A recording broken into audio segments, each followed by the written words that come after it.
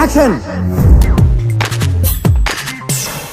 కలబందలో అనేక ఔషధ గుణాలున్నాయన్న విషయం తెలిసిందే.